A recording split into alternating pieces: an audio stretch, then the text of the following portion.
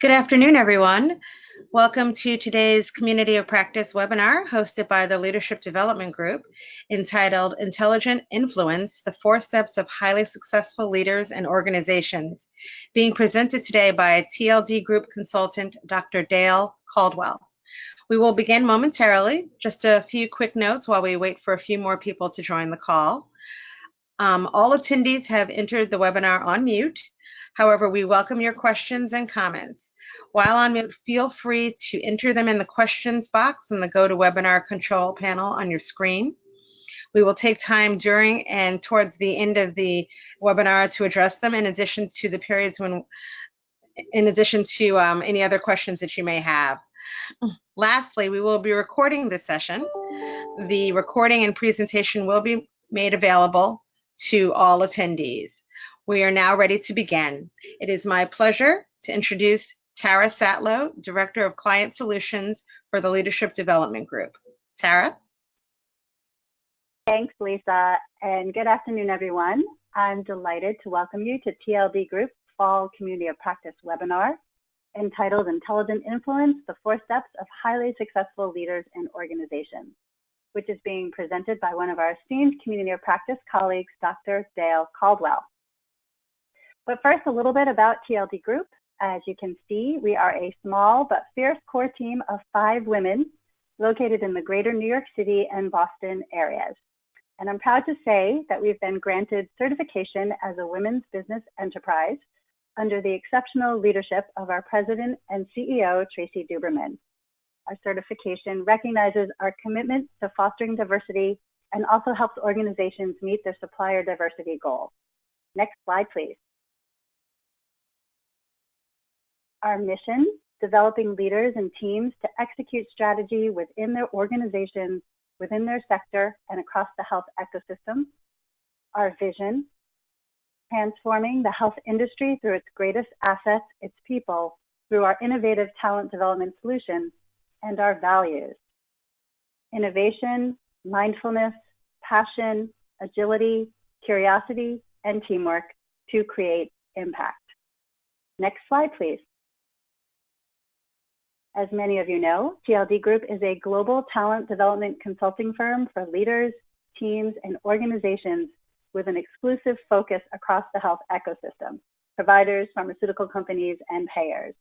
We work with organizations to align their talent to business strategies through our 4 solutions: coaching, consulting, leadership development programs, and speaking engagements. Next slide, please. Our community of practice consists of over 400 executive and physician coaches, OD consultants, academicians, and thought leaders who serve our clients across the globe. The goal of our community of practice webinars is to gather coaching and consulting professionals from around the globe in an effort to learn from each other, deepen knowledge, and raise the level of collective expertise on leadership development across the health ecosystem. We have a community of practice group on LinkedIn dedicated to this very purpose. And so if you are not already a member, please be sure to join us. Next slide, please. A few quick TLD Group announcements. First, Tracy and I will be presenting a poster at Harvard Medical School's Institute of Coaching Conference this Friday, September 28th in Boston, on the influence of coach characteristics on coach selection and the relationship between perceived similarity and coaching outcomes. So please be sure to swing by and say hi if you'll be attending. Second, I'd like to let you know that in terms of a sneak preview of our spring community of practice webinar, which will explore best practice coaching and consulting techniques that help to build a diversity and inclusion mindset. This webinar will be presented by TLD Group coach and consultant, Teresa Woodland. Also, Tracy and I will be attending tomorrow's Massachusetts Health and Hospital Association's Women's Leadership Conference in Framingham, Massachusetts, to support Karen O'Donnell, one of our wonderfully talented speakers, who is presenting on nonverbal communication.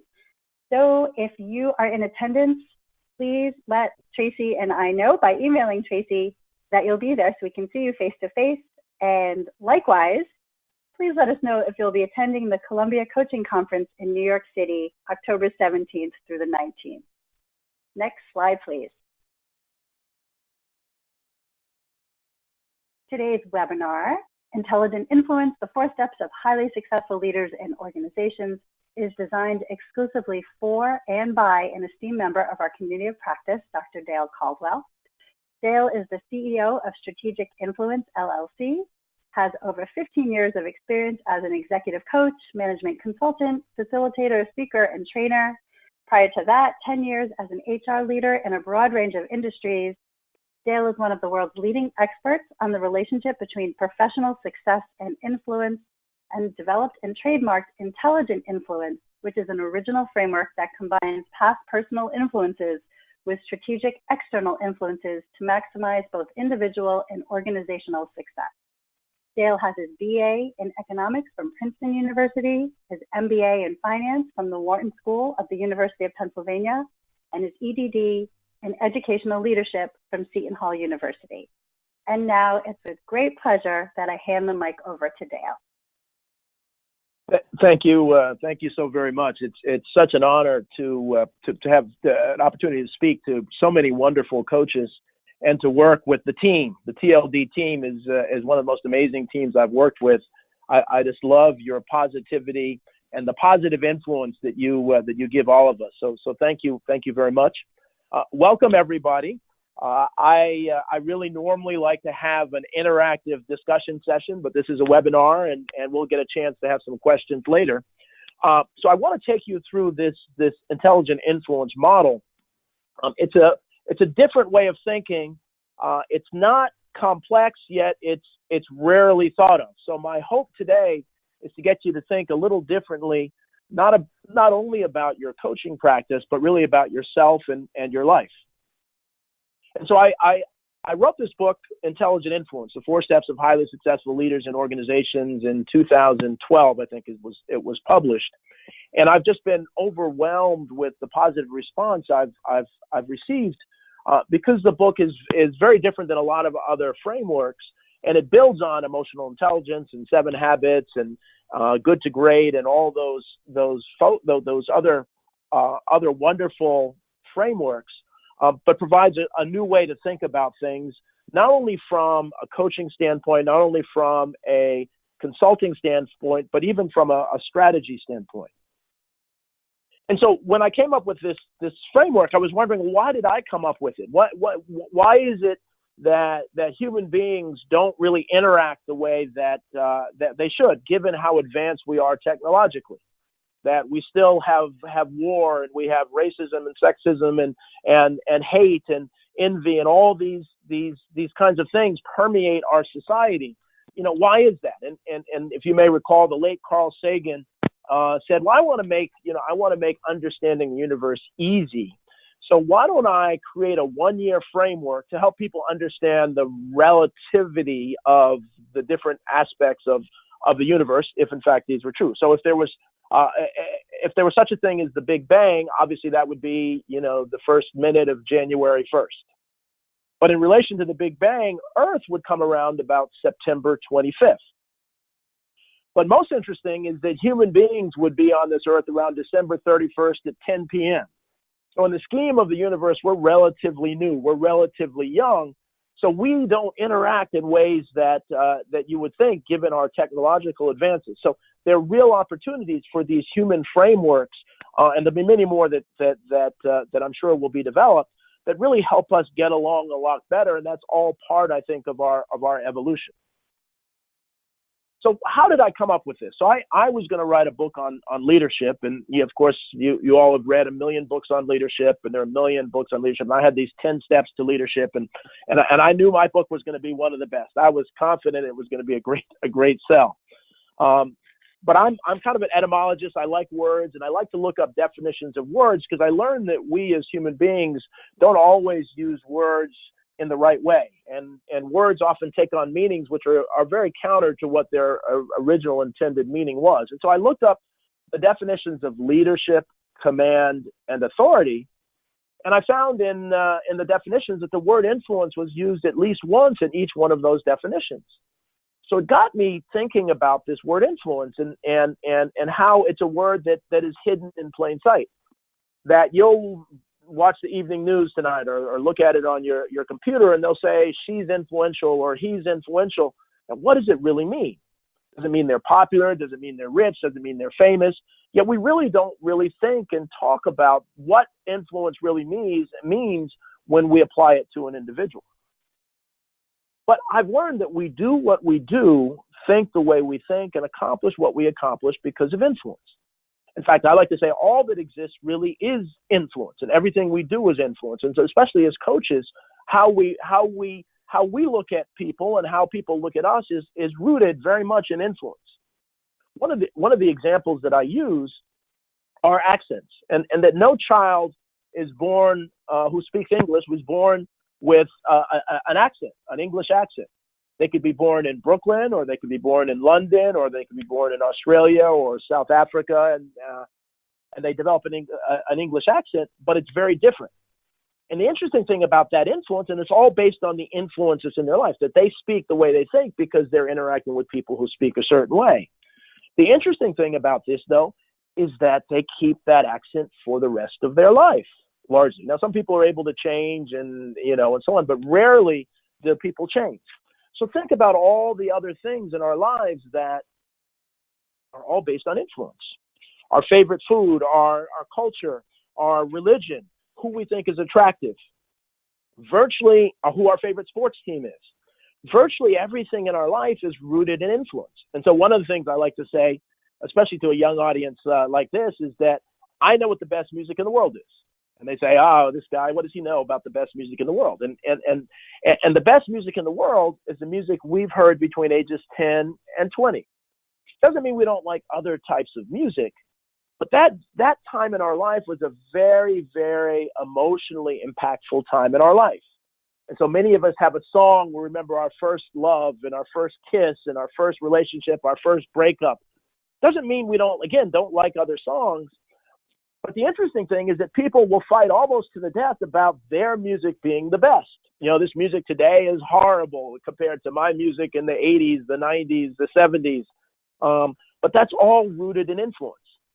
So when we start to think about why people do what they do, why some people view, why there's prejudice and why there's bias and why there's sexism and why there's racism, much of it is rooted very much in their influence. It was actually very interesting. My dad, who I'm just going to show a picture of in a second, knew and marched with Dr. King, and he was invited to speak at a kind of a mini church event on Sunday. And at the event, he was one of the featured speakers. And at the event,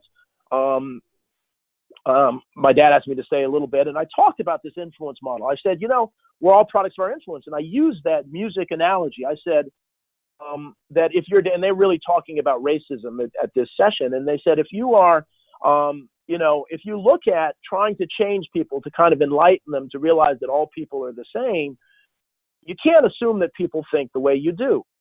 And that it's almost as if you are, I mentioned the thing about the best music in the world. It's almost as if you're asking people to change their favorite music. So people have a certain view about folks, it's embedded in who they are. And so it's almost as difficult as asking them to change their favorite music. And I didn't get a chance to go through a whole lot more. But the interesting thing is after the presentation, two women came up to me from the Midwest. And this was a very liberal group. And they said to me, I really appreciated that analogy because my dad was a racist. He might have been a member of the Klan. And I still hear his voice in my head when I see a mixed couple or I see people of color. And I'm trying to shake that voice out of my head, and I live in New York, and I'm trying to be open. But those kinds of influences are embedded in who we are. So as coaches, we don't want to draw the line and become psychologists. But at the same time, if we ignore the influences in the lives of people, we often ignore the tools that people need to move to the next level. So what are some of the influences in my life? And so this is one of my favorite pictures. As you can see on the left is my dad, Reverend Gilbert Caldwell. He's now 83. In October, it'd be 84. Ralph Abernathy, who was Dr. King's really right-hand guy, the second in charge, if you will, of the civil rights movement, and Dr. Martin Luther King. And so this was in 1965 to integrate the Boston public schools. And they had a march, and a lot of people think all the marches were in the South, but Boston public schools, as some of you probably know, were very, very segregated, and there was a lot of conflict and violence, actually. And so my dad had the opportunity to march there. My dad was in Selma. My dad, was at the march, the March on Washington for Freedom and Jobs. And so even though I went to these expensive schools, and worked in the private sector, I was at Deloitte Consulting for many years and Right Management for some time, I still felt the call to really do something that can help humanity. And so as I thought about the civil rights movement, as I combined that with my experience in business, I started to see this pattern. And so I've been a senior executive with a nonprofit, with a government agency. I was deputy commissioner of the New Jersey Department of Community Affairs and a senior manager at Deloitte Consulting, and I have my CEO of my own firm now. And seeing things from that different way and see how things work, it really inspired me to understand that influences are the key to people's success or failure. And I mentioned the civil rights movement because that was a movement that wasn't done, Dr. King didn't send tweets out or, Facebook posts or other things. It was done all based on influence, that America saw what was right and what was wrong. So I say that, and because if we were doing a live session, we would ask each of you to really reflect on your own personal influences. There are influences that got each of you to be a coach, to really care about helping people in the unique way that we do as coaches. So I'll turn over to Lisa for the first polling question. Okay, Dale. Here we go. The first polling question is, in your coaching practice, do you connect with your clients' past influence? Do you connect your clients' past influences with their current performance? The choices are never, sometimes, and always. So I'm just waiting for some responses. Give everybody a chance. Okay.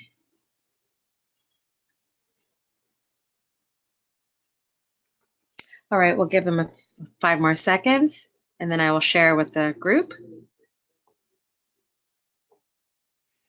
And it turns out that always people connect their clients' past influences with their current performance. That's 52% of the audience says always, 43% say sometimes, and 5% say never.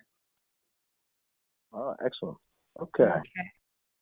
That's great. And again, that would this is where it would be fun to be live, to have that kind of discussion because I think it's very, very powerful. So hopefully when I get through this, there'll be a few more who think always. And again, obviously there's a line we want to draw. We don't want to be psychologists. We don't want to go too deep. And we want to refer people to psychologists if we find in this question that there's some things that are over and above the call of being a coach. So one of the things is when we talk about influence, that there are really 2 types of influence. One is social influence, and we're going to spend most of our time talking about social influence. But the other that I really discovered is neuro-influence, what I call, and I coined this term, neuro-influence. And what really got me, I was actually leading a school in Trenton, New Jersey, with students that are really 95% of our students would qualify as being poor. And many of our students demonstrated post-traumatic stress disorder symptoms. But the reality, it wasn't post, that they would be in a poor environment where they'd experienced violence and abuse and some other things, and then go to a beautiful school and then go back to it. So I coined a term called urban traumatic stress disorder. And so in doing that and understanding the role of that kind of influence on how people behave, we looked at kind of solutions, and we discovered that mindfulness actually physiologically, neurologically can actually change the brain. And so one of the challenges is when students are dealing with that kind of trauma, they aren't able to focus. And so they get distracted.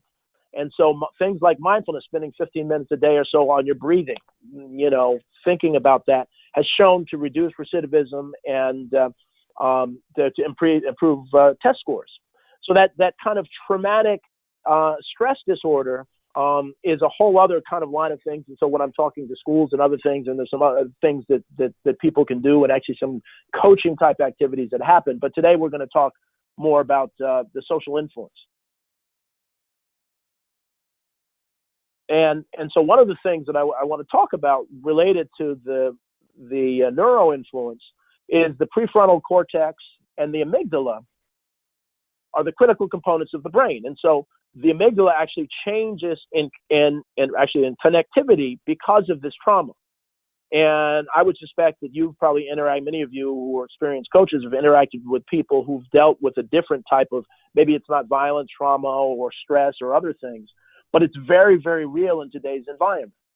And so, as you know, many of our professionals are experiencing frequent headaches, depression, kind of community-related stress where they live or volunteer, career-related stress, family-related stress, violence-related trauma, traumatic stress disorder, and those types of things. And so I've been part of a group that actually is working with some corporations that are bringing in mindfulness. Groups like LinkedIn and Google do mindfulness before every meeting. So this is becoming a more common aspect in the business world to really help people understand that. One of the questions I'm thinking about this, we didn't put it in, a polling question is one to find out how many people are using mindfulness in their personal lives. How many of the folks on the line are doing that? But that's something that is becoming, and I'm sure many of you are even more have a little more expertise than I do, even on this idea of mindfulness. So we're going to focus again, as I said, on social influence. And so this idea of influence, this author, Malcolm Gladwell, who many of you I'm sure have read, has really made the case for influence. Malcolm, in his books, he's had a number of books, but the three books that really impacted me were first, The Tipping Point. And, as it indicates there, it's kind of the dramatic moment when influence lead to epidemics. And he talks in his book about, most of you probably aren't old enough to remember the hush puppy craze in the 70s, that these suede things that weren't attractive, as you look at them now, became the most popular kind of fashion trend out there. And so in this Tipping Point, he talks about the unique aspects of it that led to hush puppies and other things becoming, he talks about broken windows and other things. So as we look at, coaching and working with folks, it's important to understand that there are certain trends, certainly in leadership and other things, that have a tipping point that almost influence people, whether it's appropriate or not, to use that style in their practice. The next is Blink. And, if we were live, I'd ask how many people have read this. This is one that's really important, and that it talks about the influences that cause us to make instantaneous judgments. That many times people will look at somebody and just have a feeling one way or the other looking at that person. And that their influence reasons why we do that. And so as coaches, we are probably more adept at identifying that in our practice and how we behave. But most people don't have that expertise. And so many people, whether they're managing others or others, fall prey to this idea of prejudgment based on Blink, based on those instantaneous judgments. And the third book that really connected with me was Outliers. And the reason that I liked Outliers is that it exploded some of the myths that many leaders in America have kind of built over the years, which I think is destructive in this new, diverse, global world of leadership. So in Outliers, he begins the book by talking about hockey players in Canada, and says that a majority of the hockey players were born in January, February, March, or April. And those of you who read the book know the secret. And many of those went on to the NHL and said, well, why is that? What is it? What's special about those months? Well, the reality is that in Canada, in the hockey world, they have a calendar year. So if you are born in January, you're older than other players. So you get more attention. You're bigger typically, you're stronger earlier on. And so throughout your career, you get more attention than other folks. So it's not necessarily that you are the most talented, even though obviously you need some talent, but you have a leg up because of the influence of your age and physical strength. The other aspect of Outliers that I really liked was Gladwell talks about the icons of Silicon Valley. The people that we are taught walk on water, Bill Gates and Larry Ellison from Oracle and Steve Jobs from Apple, obviously Bill Gates from Microsoft. And these people are just superior human beings. They're just smarter. They're harder working than anybody that's ever lived. That's why they're among the richest people in the world. And what he does when he explores their history is he explains that those folks had access to the internet before anybody else or most other people knew what the internet was. So they were able to study it and had a leg up, just like the hockey players did before anybody else. And that there's several, I talked about some examples of other people who were born earlier, 2 or 3 years earlier or 2 or 3 years later, and weren't born at the right time to have created a Microsoft or an Oracle or others.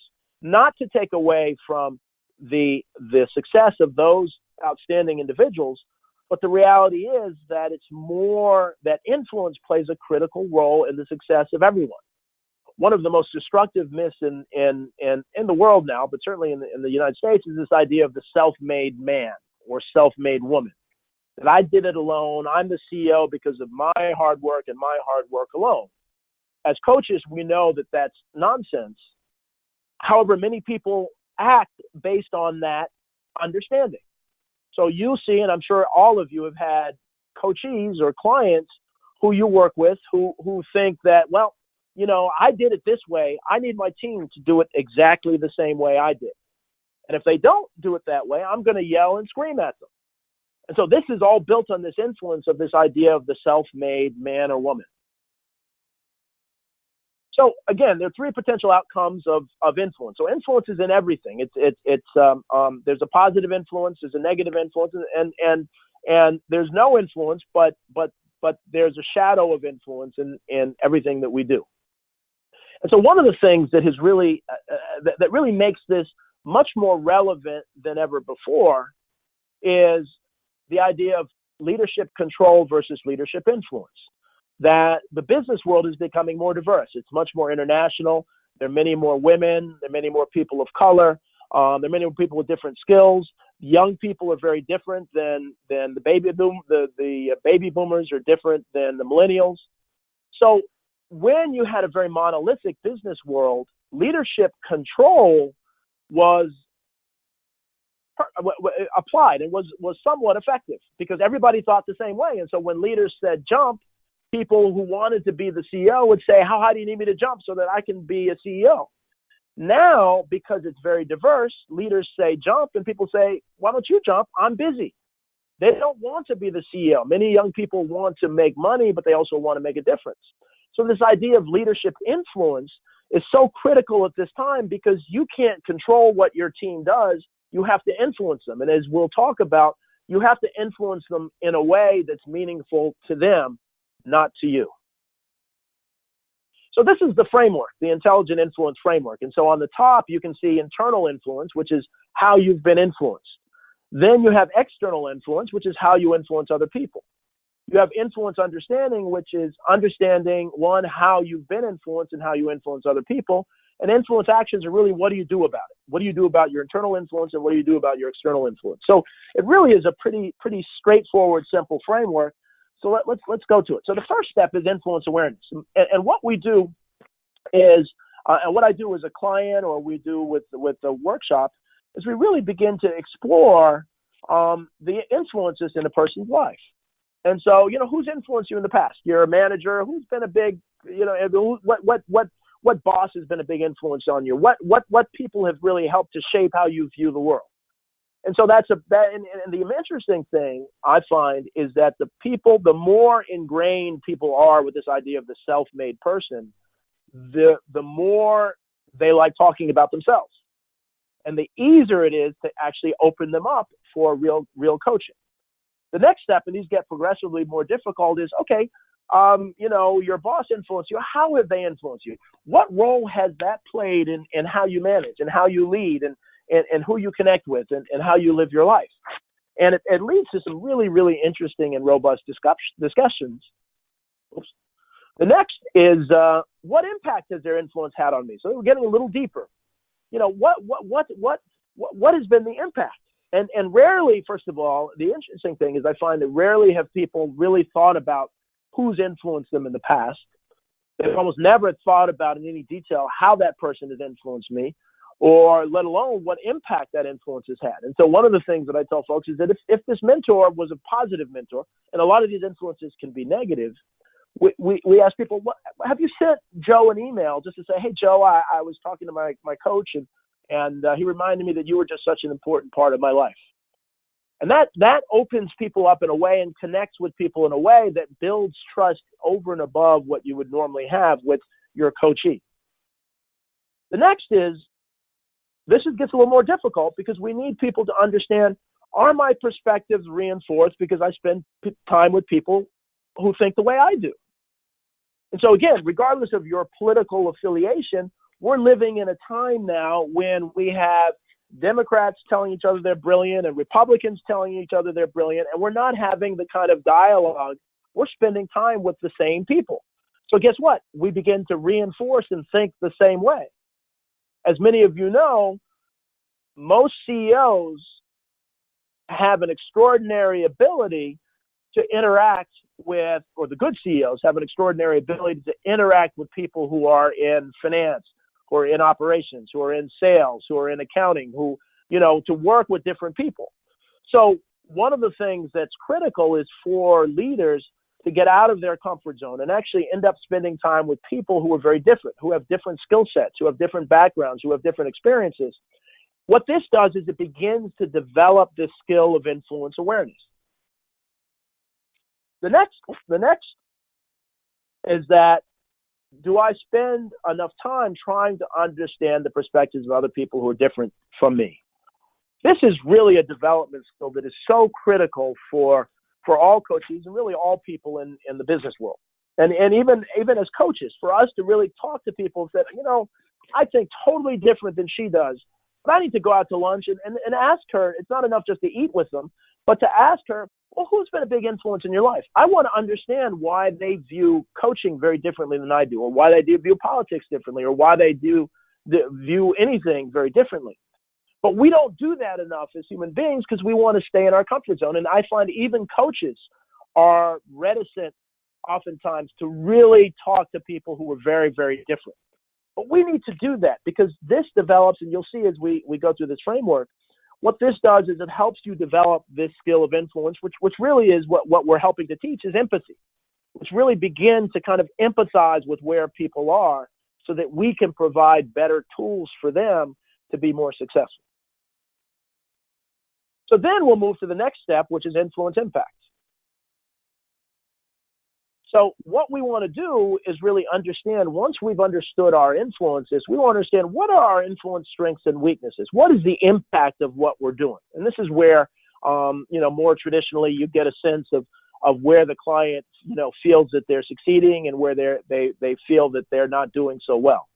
But in doing this research and doing this, working with a number of big and small clients, client companies, I've learned that there are really 6 elements of intelligent influence. They're all different types of influence and so on, but there are really 6 elements. And these are, we'll talk a little bit about authority, belief, inspiration, reputation, resource, and thought. And so let's go through each of those. So authority influence is influence based on position, authority, and ability to command. When I talked about, I used the example of Phil Knight from Nike, which is obviously the kind of the number one brand in sports. And this is one we know. It's authority influence. But as you know, you have many clients many coaches who are CEO or they're a senior leader, and they wear that on their shoulders, that their authority comes from their title. And they have trouble in this day and age because command and control doesn't work anymore. They have trouble really leading teams because they're relying on this authority influence. The next framework is belief influence.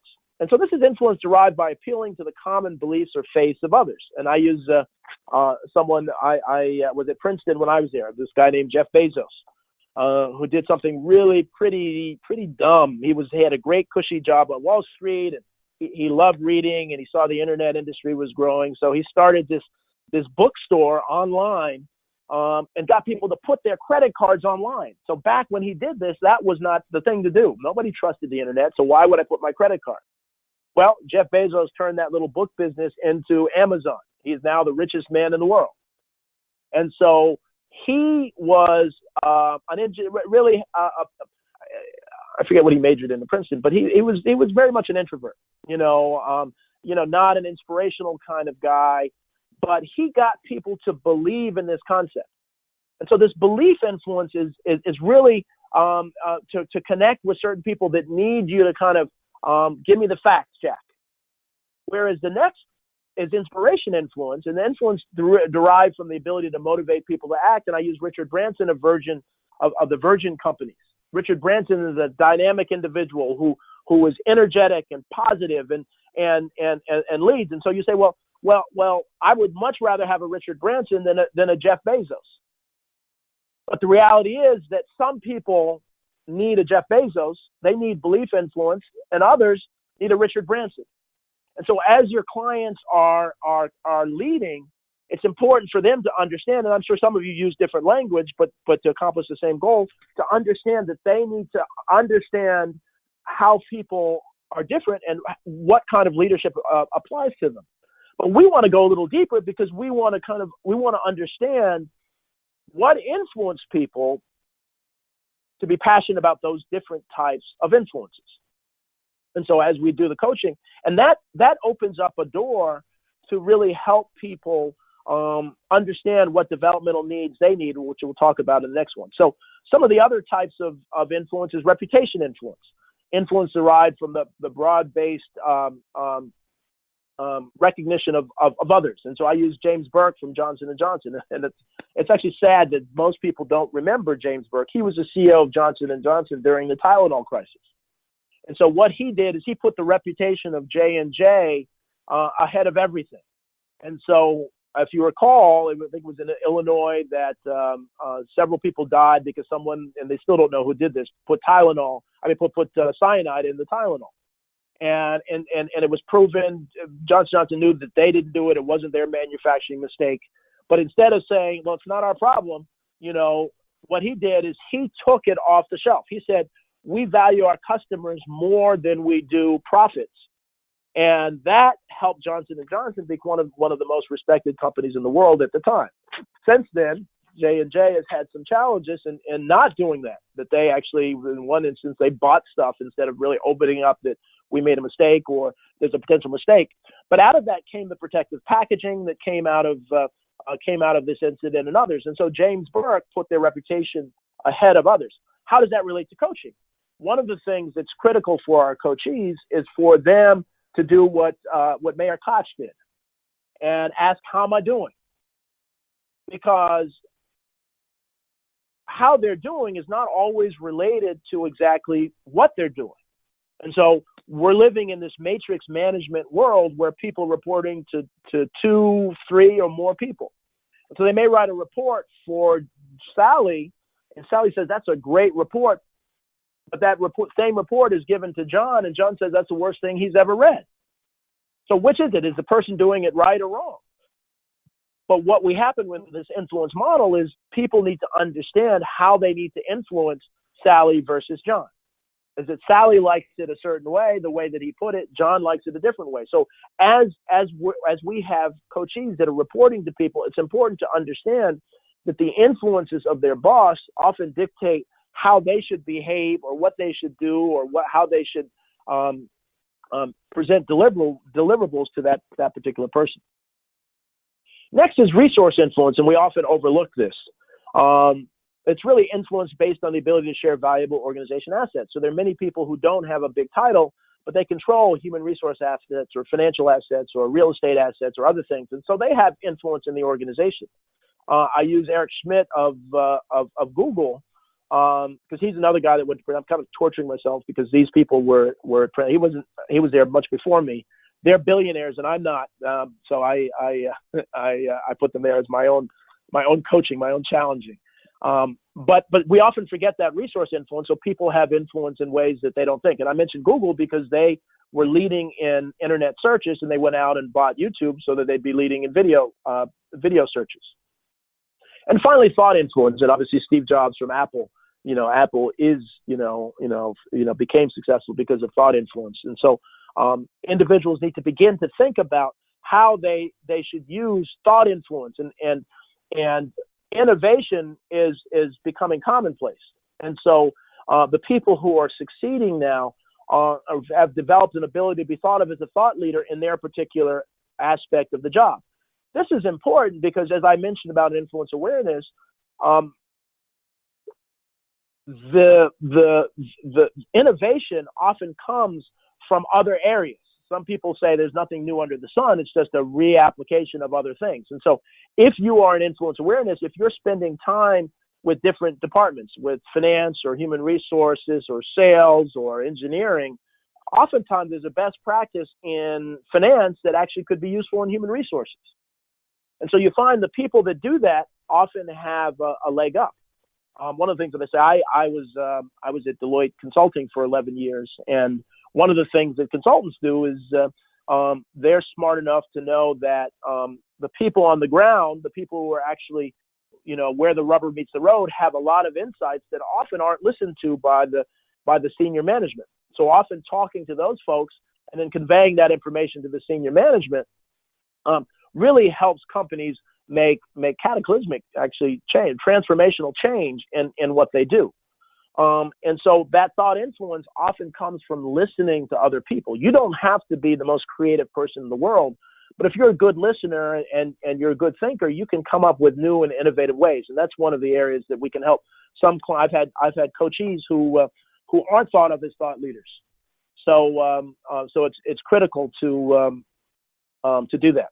So one of the things that I've discovered is those 6 types of influences have led me to create this thing called Intelligent Influence 360. Obviously, 360s are very, very valuable and probably not used enough. But I find so often the 360s are all based on what people do, not necessarily how they influence. And one of the examples of this is the frequency of what I call the superstar employee abusive boss syndrome. And I often ask people, how many of you know someone in your company who is amazing at managing up? They're a superstar. The CEO thinks they're a superstar, but they're abusive at managing down. Employees can't work for them. Employees are leaving. Everybody smiles and raises their hand. Almost every company has those individuals, yet somehow the evaluation systems and 360s miss them. So we developed this thing because there was a need for a supplemental assessment that can begin to identify this superstar employee abusive boss syndrome. And so this evaluation tool assesses the effectiveness of the executive from an influence standpoint. So we'll talk to the executive, we'll talk to their coworkers, we'll talk to their boss, we'll talk to the people that report to them, not so much on what they do, but how they influence in each one of those 6 areas that I described before.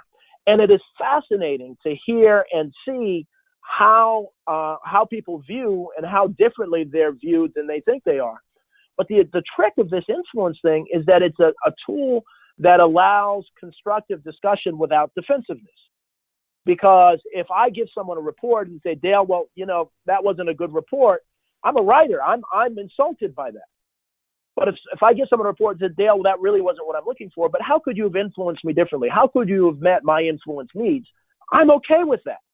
And so when you have this Intelligent Influence 360 discussion, you can talk about influence in a way that people don't get defensive. So really, there are 12 questions we have that relate to the uses of those questions. As I mentioned, we do the full 360. And these responses provide some valuable insight into things that would be difficult to uncover using traditional evaluation tools. So with that, we'll turn it to the question, Lisa, to polling question 2. Great. Okay. The next question is, I have seen the superstar employee abusive boss syndrome in my client or their supervisor. Never, sometimes, or frequently. I'll give everyone a few seconds to answer.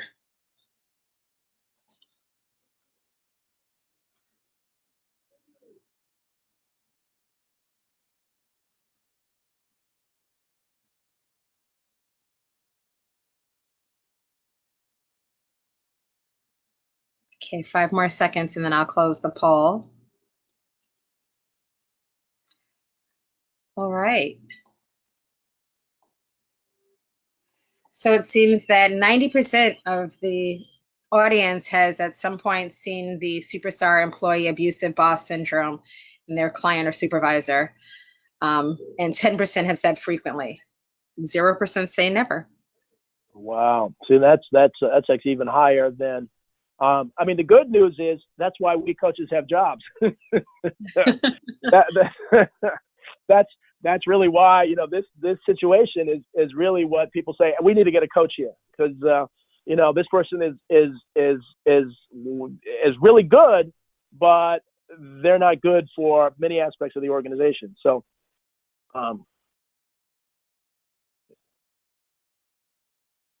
So again, insight, just a little more about it. The tool provides insight into the client's ability to use influence leadership instead of control leadership. And so that superstar employee abusive boss syndrome is almost always about control, that they want to control.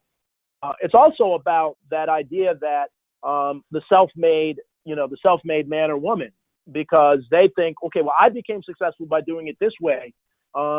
You know, Joey's not doing exactly the way I did it. So Joey, do it. Even though Joey's having the same results or better results, I need Joey to do it the way I do it because I did it the right way. And so that's what it really begins to uncover. And it uncovers some unique insights into the client's strengths and weaknesses. And it actually does make it easier to discuss in detail situations where the client had difficulty influencing others. When your client sees this report that and often they aren't bad people. They're not intentionally trying to be abusive. They often don't know that they're abusive. They think that's the only way. And then when you do more of this influence, you start to realize how people fall into this fixed mindset based on their prior influences. And one of the things that happens is that oftentimes people come up with this fixed mindset in an area that was helpful to them at one time, but has now become destructive to their success. And it inspires. It can actually save a project team because it can give hope to, you know, by asking people, say, hey, I'm finally being heard. Because so often there's so much pressure in the business world that they'll look at the revenue generated by the division of the company and really not spend time on the human resource aspect of it, that, yeah, we're generating revenue, but they don't realize they could be generating a whole lot more revenue if they really move to this influence leadership style instead of the control leadership style. So we've done influence awareness, influence impact. Now, influence management is really what do we do about it? How do we help the coachee? And really, I found that this simple equation is often helpful, and that so often people will do personality tests, and they'll be assigned the role of an introvert or an extrovert, and sometimes people think, well, I can't make it because I'm an introvert, so you know why bother? And personality is really just one aspect of the some of these behaviors, just one aspect of the equation. The next are skills. We often don't really look at the skills because the skills that somebody had when they were first hired may not be the skills that they need right now. One of the other areas that people are missing, and this is stuff where I know everyone on the phone has some expertise, is really understanding goal setting, what I call external influence. And so really to understand, what is my goal? Do I want to be a senior vice president or whatever it is with your coachee? And once you understand their personality, their skills, and what their goals are, and again, as I said, most of you do this intuitively, but I found it's very helpful to lay this out for my clients so that they can see that this is what we're working on, this internal influence. We're trying to help you by coaching or training or other activities or additional education to match your personality and skills in a way that'll help you achieve your goals, will help you have that external influence that you want. And so one of the examples I use, based on personalities, is this guy named Warren Buffett, that all of you know is one of the richest and most successful people. And he was a heavy introvert by personality tests. And obviously he had financial skills, but he wanted to be a CEO. And, some models would say, well, that's not in the cards. You might be a good CFO. But what he did was he actually became adapted to Dale Carnegie classes and became a Dale Carnegie leader. And that was his internal influence. And he's still an introvert, but he's, literally one of the most successful CEOs in history, because he used that internal influence model to be successful. One of the other things, and so in my I do organizational consulting as well, but even when you're coaching, it's important to understand the organization. So the organizations have culture, they have capabilities, they have goals, and then they need to strategically. So when I do strategy, we do the strategically figure out what internal influence do we need. Is it consulting or acquisitions, or are they divestitures to achieve our goals? So it's a simple way to put some complex thoughts together. And then what we do is we kind of work through in coaching, kind of your personality, obviously with assessments and Myers-Briggs and Hogan's, et cetera, skills and assets, what their goals are, and then what the internal influence is. And so this model seems to be helpful. It really explains kind of what people do in the management realm. So then we move to polling question number 3. So I'll turn it to Lisa. Okay, here we go. So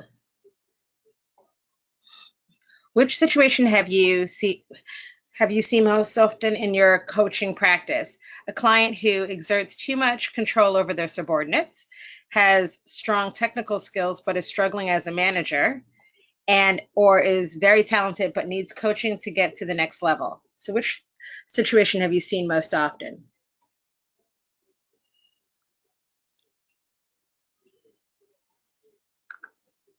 We'll wait a few.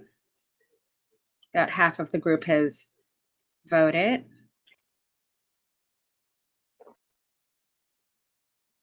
All right, I will share. Okay, so it seems that 60% have seen a client who has strong technical skills but is struggling as a manager, whereas 36% say they have a client who is very talented but needs coaching to get to the next level, with only 4% saying they have a client who exerts too much control over their subordinates. Wonderful, thank you. These are, I really appreciate the polling. This is very, very interesting, and I'm sure you've all seen all of those. But if you had to pick one, I see the technical skills, and that's really why we're brought in as coaches in those different areas. So thank you all very much. And finally, so influence maximization, and so this is the final step, and we kind of put it together. And so we have these spheres of influence, and so every successful human interaction has 3 elements.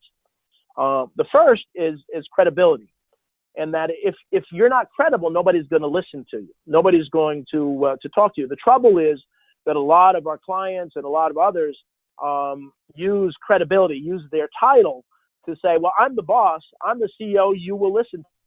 Well, in this day and age of influence versus control, that's not enough. And so the 3 elements, the next 2 elements are critical if you're moving forward. So credibility, the second one is creativity. So once you're credible, you've got to be interesting. You've got to get into the mind's eye of the person you're trying to talk to. This applies as coaches. When we first meet with our client, our coachee, we are supposedly credible because they picked us as a coach. So we have that credibility, but we have to be interesting. We have to kind of help them understand things early on in the conversation in ways that they hadn't thought. But it's not enough to be credible and creative. The third is really connection.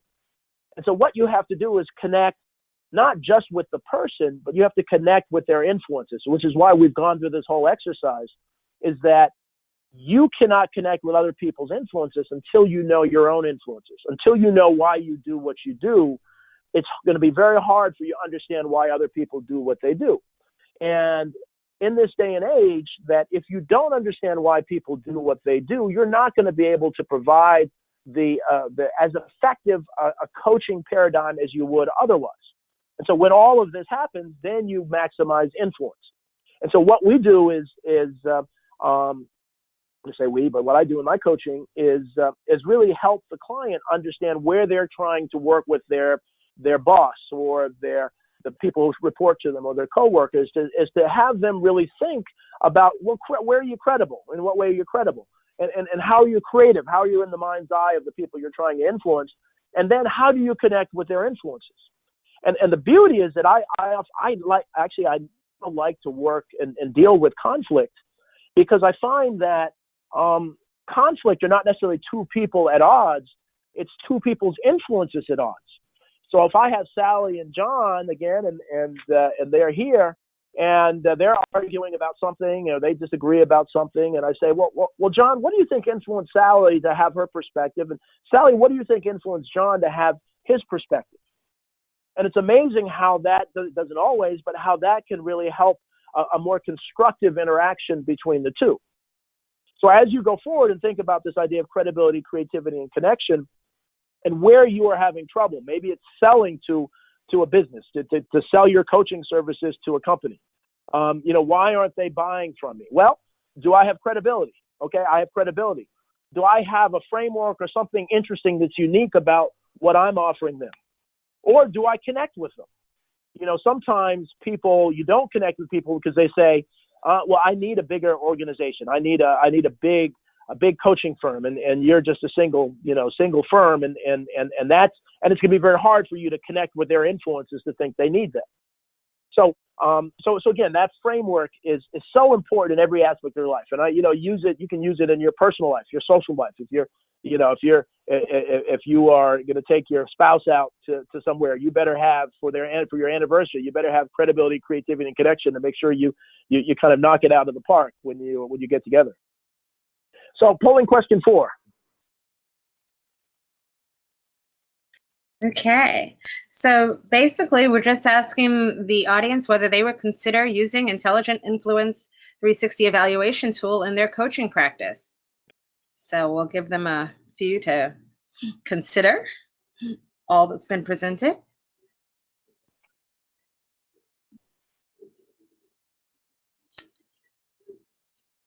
And I will probably close this one a little bit quicker since it's a relatively simple question. Right. And we have at least 50% who would say yes and 31% who say maybe. So okay, nice. Well, thank you. And we're almost done, and we'll open it up for questions. What I like to do to kind of pull it all together is this little slide on the 6 habits of influential leaders. And so, 1, they're aware of their past influences and they reflect on them regularly. That leaders really are conscious, and it's not just your past influence, it's how you're influenced on a daily and regular basis. And so that's influence awareness. So to understand that how you respond to some influence that happened yesterday or happened today is critically important.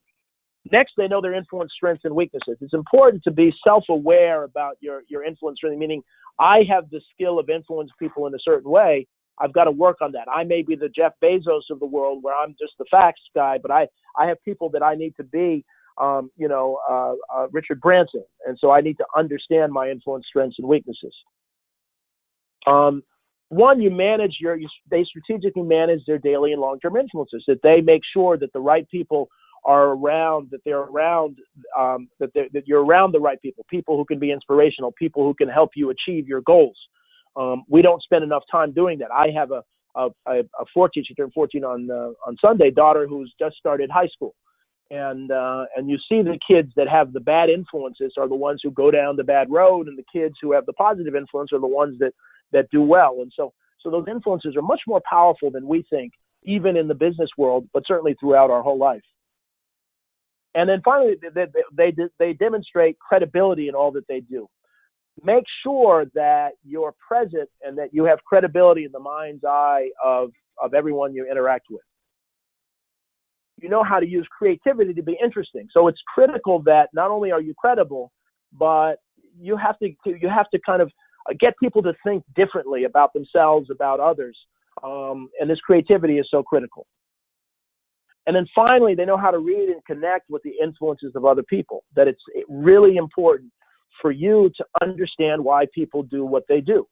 And this is a learned competency. And so you have to practice it. You have to kind of look at people and understand. I'm in subways all the time in New York City. I actually like going to subways because I hate traffic in New York. And I often see people, and I'm thinking about the influences that got them to wear what they wear or do what they do, and it's fascinating. But it's part of the exercise of understanding influence. So then finally, polling question 5.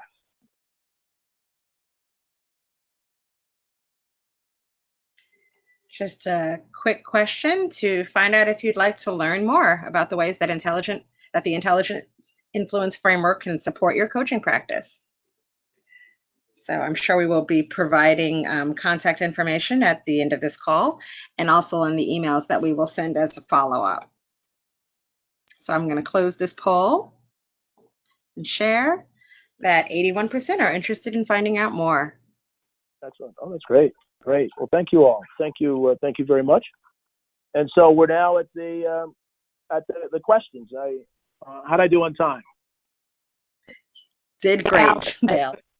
All right. Okay. I like to end on time. So I know you were scared there, but I. No, you did a great job, Dale. Thank you so very much. This is Tracy Duberman.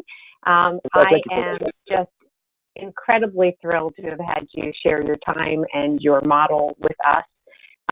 Throughout the presentation, I was getting text messages as well as people posting, not questions so much, but more about comments. This is a wonderful presentation, one of the best WebExes I've heard in a long time. So I just wanted to give you that very positive feedback. And I would say to you, don't torture yourself, because your peers from Princeton would significantly envy you in terms of your contribution to the profession of coaching. Without folks like us that are focused on talent development, their organizations wouldn't be as successful as they are. So I'm sure, very envious of what you've been able to accomplish. Thank you, Tracy. Thank you. Questions. Of course, and please, for those of you that have other questions, please post in the question box in the webinar. But I do have a few that were sent to me early on. The first of which is, one person was wondering if you could give a concrete example about how you have used this framework in your life. Well, and thank you for the question. I have to be honest; it's changed my view of the world. It really has changed how I look at things. It's changed how I look at politics. It changed how, because so often we don't realize that we are influencing everything we see, and so whether it's the media or what we read or who we interact with. And so one of the things I've tried to do is kind of separate myself. And coaches, obviously, we're adept at this, is kind of separate myself from the influence. And that to say, okay, well, I heard this and several people confirmed this. Does it make sense? Is it really fact, or is it just influence? And so, so when you start to look at things like, and I want to get into to politics, but this whole idea of the midterm elections. It doesn't matter what side you're on or what politics you are. The media says this is the most important thing in the world. Basically it's as if the world will change depending on what happens. And you step back, most of our lives aren't going to be impacted either way. And so we need to understand from whence it comes. And I don't blame the media. Their job is to sell papers and sell TV ads and other things. So you begin to start to question that. And it also lets me know that since it's all influence, I have no limitations. I can achieve whatever I want to achieve if I put the right influences in my life. And it sounds very basic, but most of us have limitations to say, I will never do that. I will never do this. And so when you begin to understand that with the right influences, I can actually achieve my goal. It becomes very inspirational, people. And I do a lot with young people and really to help them understand, good and bad influences and that, and how critical that is. So it's really helped me just change the way I view everything. Yeah, that's lovely. Thanks for sharing. And I apologize if my mic is a little scratchy, so I'll speak a little bit louder so that you can hear me. But really good question that was posted by Michael Frisch. I think he's still on the line. So he asked or stated first that influences as a noun is a broadly used concept and useful in terms of unpacking who we and who our clients are. He wants to know about influencing, the verb, and actually teaching clients influencing skills. So how do those fit into the overall model? Okay, so could you're fading out a little bit. So he wanted to know, so influence is used broadly, but what was the question again? Here, I can read it, I Tracy. can do it. Yeah, I got Okay, it. I was going to say the same thing. So Michael Frisch said that influence as a noun is a broadly useful concept of unpacking who we as clients are. But what about influencing as a verb and actually teaching clients influencing skills? How do those fit into the overall model? A great, fantastic question, and that really is what I'm trying to really begin to lead people. I kind of lay out this framework.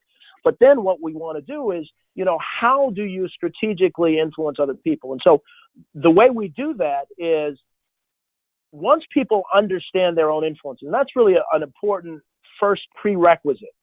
And once you do that, it's amazing how that opens eyes. And so we get people to look at that last framework, the credibility, creativity, and connection, to identify, well, who is it they want to influence their boss in a particular way? Let's use that example. And they've never really thought about their own influences. And so we take them down the path of those influences, and then they become more adept to understand why their boss does what they do. And then based on that credibility, creativity, and connection, they can understand what they need to do to be credible, creative, and connect with the boss in a way so they're influencing people in a new and a more effective way than they had. And applies to the people that works with them and their coworkers. So it really is about actively and proactively using influence to get other people to act in a way that I think would be mutually beneficial. Now, I would have to say the word influence is often used as a negative word. That I'm sure there are people out there who say, well, influence, I thought of influence as manipulation or influences. And so that's why we talk about intelligent influence, is that the idea of really strategically using influence to impact other folks is really what this is all about in a positive way. And so when you use this paradigm, what you're doing is really influencing people in a way that they like, because you're applying to their influences. So it's not manipulating people. It's really meeting me where I want you to meet me. And sometimes I didn't know I wanted you to meet me there, but you were able to figure out what was important to me. And I've just seen that in action where I've seen people influence, like the traditional business leadership might say, this is how you're going to influence your CEO in a hospital. But we take a different way and say, well, who is the CEO? What's behind the CEO? Why does the CEO do what they do? And then once you understand that, then you'll be able to influence a CEO in a way that they like. One of the challenges that we find is that we have clients who are reporting to people who don't use intelligent influence. And we're not coaching the CEO. So we have to figure out, and oftentimes the CEO may be the one at fault, not our client. Yet our client is the one who's been hired to have, who's been given a coach. So this kind of influencing up is such a critical, and it has to be a verb. It has to be a way to influence the boss in a way. Otherwise, the coachee will not be successful if this boss is one of those, one of the abusive bosses we talked about. So I hope that explains it. But that's a great question. Yeah, that does. I hope I'm clear now. I got off my headset, but it might be helpful to follow that up with another question that was posed, which is, could you give us an example of how you've used this technique in coaching? So in other words, if you were coaching somebody who had to influence the CEO, how exactly does that individual that you're coaching begin to understand what influences their CEO, their manager, and how do they develop their technique to, enhance their performance? Mm-hmm.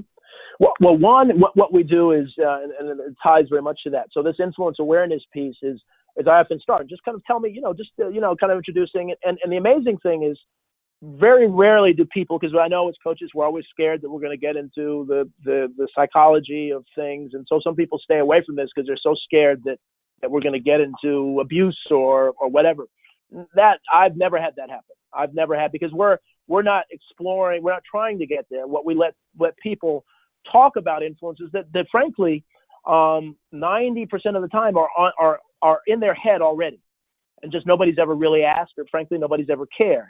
And so we ask about your influence. Who's been a big influence in your life? And then we go through the questions we had before. And so that begins to open people up to this comfort. Oh, this is kind of why I'm in this profession. I think it's really important to get people to understand why they're doing what they're doing, that they're a nurse because their grandmother was a nurse or whatever. But then once you do that and we go through the framework, we'll ask people, what do you think influences your boss to do what they do? What were the influences in their life? And oftentimes with good success, I've had coachees that have actually asked their boss. Mm-hmm. One of the interesting things is that it's not a negative thing for you to say, I really admire you.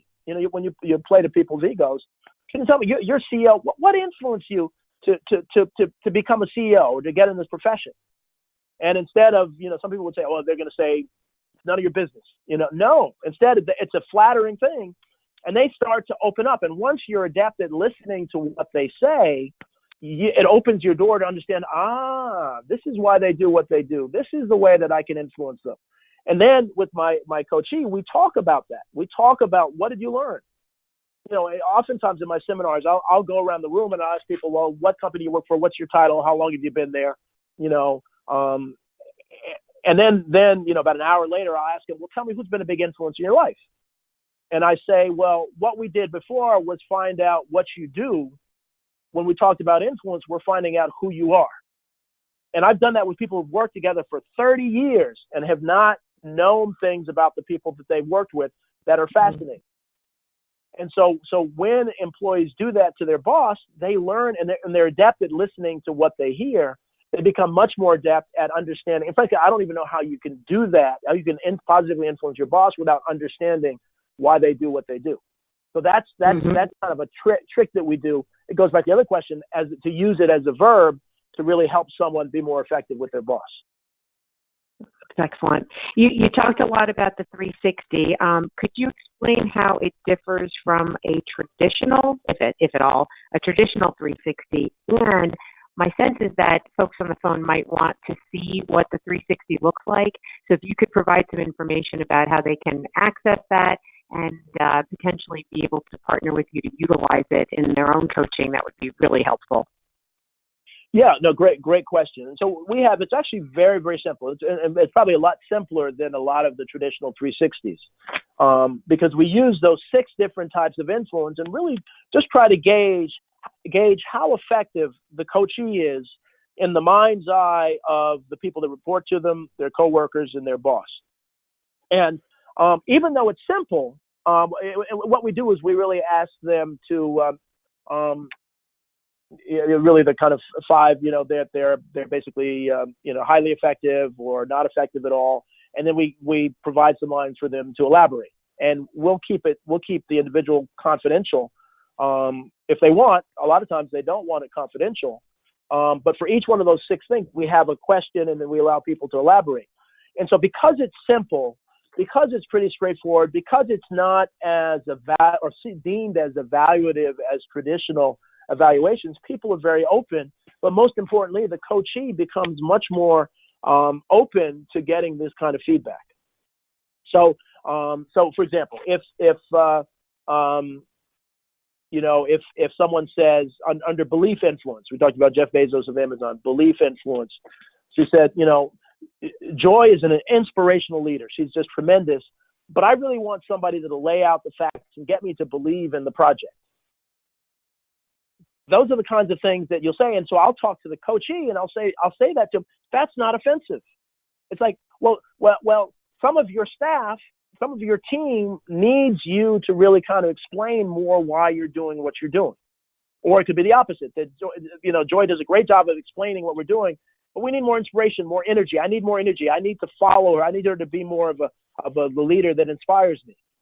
And sometimes they'll get both, and then they begin to understand. So it's an easy and the trick and the magic of this that it isn't so formal.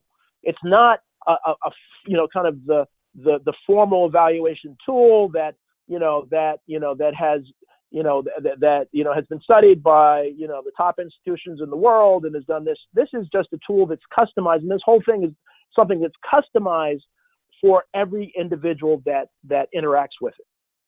So that's how it's very different. And so the way to kind of, if you would send me an email, the Dr. D.R.D.G. Caldwell, Caldwell @gmail, my personal email, or the Dale G. Caldwell at AOL, either one.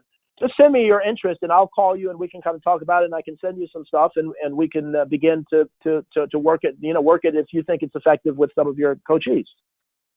That's excellent. Thank you so much. It's very generous of you, as is your time today. There's one last question, and that is, how does influence relate to emotional intelligence? Well, great question, and I love emotional intelligence. I'm a big believer. As I went through, originally it had five steps, and now it's 4 steps. It really helped to inform me about thinking about influence. And so emotional intelligence really is a fantastic paradigm. And the beauty of this intelligent influence is that it doesn't replace or isn't any better or worse than anything else. It just surrounds it. It adds to it kind of a whole different perspective. So I actually have another slide that ties it, for each of the 7 habits, how influence relates to each one of Covey's 7 habits. But emotional intelligence really helps us understand the role of emotions, of EQ in helping people move forward, which I think is a perfect complement. What we do is we go back before. So one of the things that really got me is that I'd have clients that would, be at Goldman Sachs. And when you join Goldman Sachs, they say, this is a prestigious company. Forget your past. You're now a Goldman Sachs woman now. You're now a Goldman Sachs man. And the reality is that your past is ever present. And so what happens oftentimes, and I saw this at Deloitte when I was there, that there would be some people who were incredible, who were brilliant, but they came from poor communities. And so their first project, and if you know consulting, your first project often dictates how successful you'll be in the company.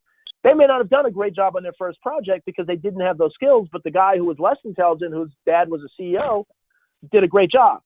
And so often in HR that we need to understand that people's influences are more important than anything, and in fact assessing them early on in their career. And so part of what we do with this is that, and different than emotional intelligence, is that we want to understand some of the reasons that you react emotionally the way you do. And that helps to inform individuals in a way that adds to the whole emotional intelligence framework. And so they complement each other very, very well. That's great. So it really does help people understand. It's a self-awareness technique in terms of, why we are the way that we are. It's another lever for that first quadrant of the eye. Absolutely. Well, thank you. No. I what I was going to say is that there aren't any additional posed questions, but Dale, I want to give you an opportunity if there's anything that we didn't cover that you'd like to in the last few minutes. Please feel free. But if not, I would give the time back to the folks that are on the line. We'll get an additional 15 minutes of their day back. But so let me just pause there and see if you have anything that you'd like to add. I really just wanted to thank everyone. I mean, you folks are, I know the folks that Tracy and team associate with, so you're best of breed. So you're all, some of this stuff is old hat to you. Some of it may be new, but, we're in a profession, I think, that is becoming more and more important. This leadership, as the world becomes more diverse and more global, the need for quality coaches has never been stronger. And so I hope I've gotten you to think a little differently about this, and I hope you think a little differently about your own life. But it's an honor to present today. As I said, I wish we were live, someday to have some more interaction. But thank you for your time, and have a wonderful afternoon. Thank you, Dale, very, very much. I just want to say that we've really enjoyed working with you, putting this presentation together, and I have to say it's been one of our best so far. I should really thank you. You did it all. We just provided a platform for you. I do agree with you. We have a great, very esteemed and experienced faculty of coaches that make up the team for TLD Group, and we're really really thankful to each and every one of you for all that you do for our clients and your commitment to them and to us and to each other. I agree with you, Dale, in today's environment, understanding more about the ways in which we become the people that we are is really important, especially as we move to more diversity and inclusion of others and being open to new ideas and perspectives. Understanding how we become the people that we are today is really important in order to be able to change. So I thank you for your contribution to the profession, to the ability that we could, assess people and to help us be the best coaches that we can be. So thank you all very, very much for your time. All right. Okay. Thank you so much. We'll send a link to the presentation out to everybody. So thank you very much. Bye-bye. Bye-bye.